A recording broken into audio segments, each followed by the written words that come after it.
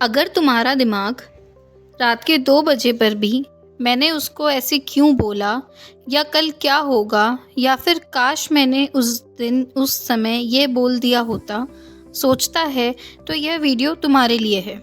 नमस्ते दोस्तों, आज हम बात करेंगे एक ऐसी ही बुक जो हर ओवरथिंकर की लाइफ बदल सकती है, the art of not overthinking by Shaurya Kapoor के बारे में। ऑथर कहते हैं कि ओवरथिंकिंग एक मेंटल डिजीज़ है जिसमें हम प्रॉब्लम्स को सॉल्व नहीं करते, बस उन्हें बड़ा करते रहते हैं। हम पास्ट के रिग्रेट और फ्यूचर के फियर में इतना ज़्यादा फंसे रहते हैं कि प्रेजेंट में जीना बिल्कुल ही भूल जाते हैं।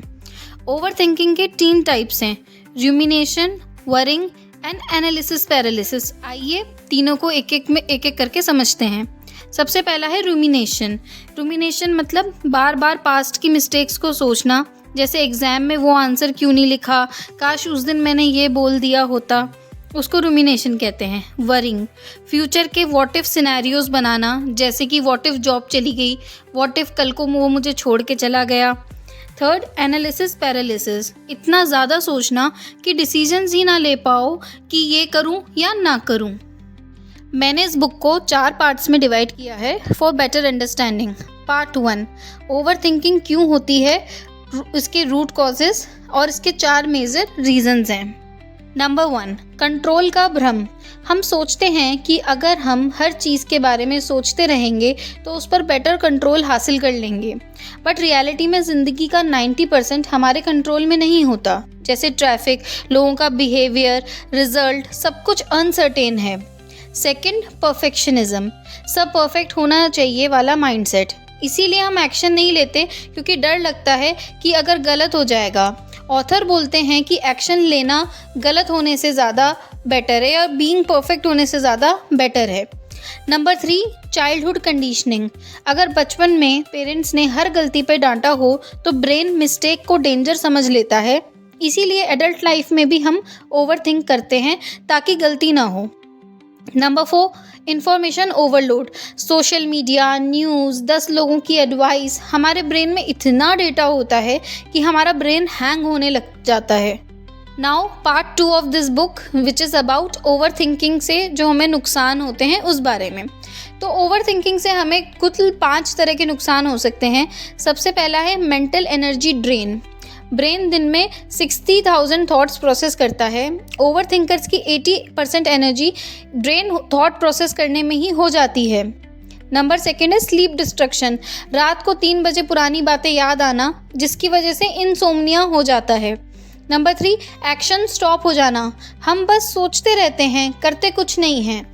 अपने सपनों पर वर्क करने की जगह हम बस ओवर थिंक करते रहते हैं। नंबर 4, रिलेशनशिप्स ख़राब होना। उसने रिप्लाई क्यों नहीं किया, क्या वो मुझसे नाराज़ है, पर मैंने तो कुछ नहीं किया, एक्सेट्रा एक्सेट्रा। इस ओवर थिंकिंग से अननेसेसरी फाइट्स होती हैं, फिर रिलेशनशिप ख़राब होने लगता है।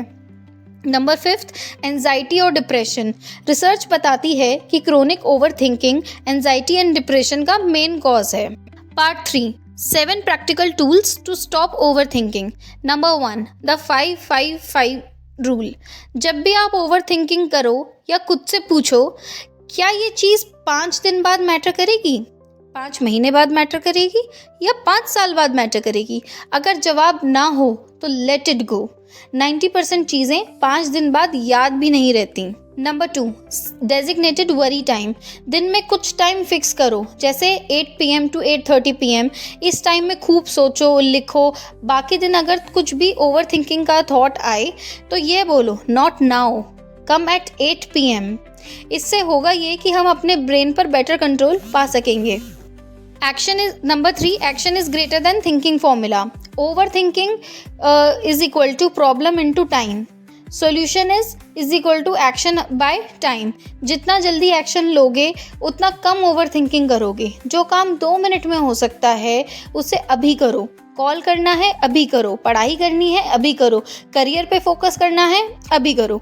Number 4, reality check questions. जब भी एंजाइटी हो तो ये 3 सवाल अपने आप से पूछो। नंबर 1, क्या ये 100% फैक्ट है या ये मेरी अपनी स्टोरी है? नंबर 2, सबसे बुरा क्या हो सकता है, क्या मैं हैंडल कर लूँगी? नंबर 3, क्या मैं 1 साल बाद भी इसके बारे में सोचूंगी? यूजुअली इसका जवाब नो होता है।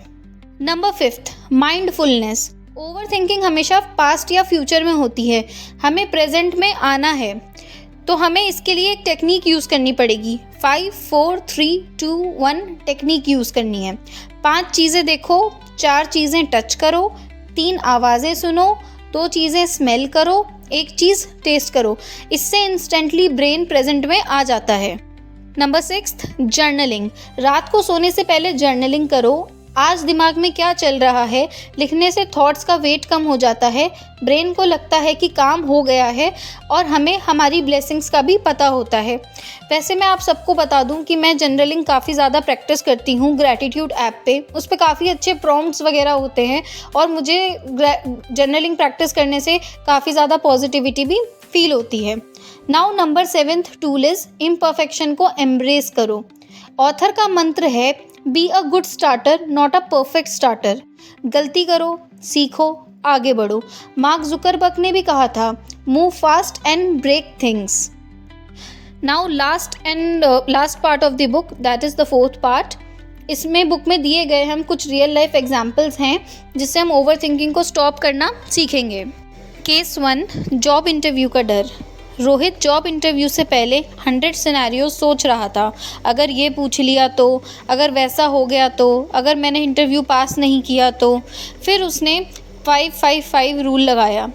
उसने सोचा 5 दिन और 5 महीने बाद तो उसको ये बातें याद रहेंगी और शायद अफेक्ट भी कर सकती हैं, लेकिन 5 साल बाद कोई याद नहीं रखेगा कि यह इंटरव्यू कैसा गया। उसने अच्छे से प्रिपरेशन की और इंटरव्यू दिया और वो सिलेक्ट हो गया। Case 2, relationship over thinking. Priya का बॉयफ्रेंड उसके मैसेज का रिप्लाई 2 आवर तक नहीं किया। उसे लगा कि कहीं वो किसी और के साथ तो नहीं बात कर रहा, क्या वो उसके साथ ब्रेकअप कर लेगा। शाम को जब बीएफ का कॉल आया तब उसे पता लगा कि उसके फ़ोन की बैटरी तो डेड हो गई थी, इसीलिए वो रिप्लाई नहीं कर पा रहा था। उसे लगा उसने फालतू ही 2 घंटे स्ट्रेस लिया। अगर वह इसकी जगह माइंडफुलनेस से काम करती तो शायद उसको ओवर थिंकिंग भी नहीं होती। ऑथर कहते हैं कि तुम्हारी ज़िंदगी उन मोमेंट से बनती है जो हम ओवर थिंकिंग की वजह से वेस्ट कर देते हैं। ओवर थिंकिंग एक चॉइस है। हर बार जब तुम ओवर थिंकिंग करते हो तो खुद से पूछो, क्या ये सोचना मुझे सॉल्यूशन दे रहा है या सिर्फ पेन। दिमाग को सर्वेंट बनाओ, मास्टर नहीं, क्योंकि ज़िंदगी सोचने के लिए नहीं, जीने के लिए मिली है। अगर यह वीडियो हेल्पफुल लगी हो तो लाइक, शेयर एंड सब्सक्राइब करना। कमेंट में #NoMoreOverThinking लिखते जाना ताकि आगे से तुम इस पर काम कर सको।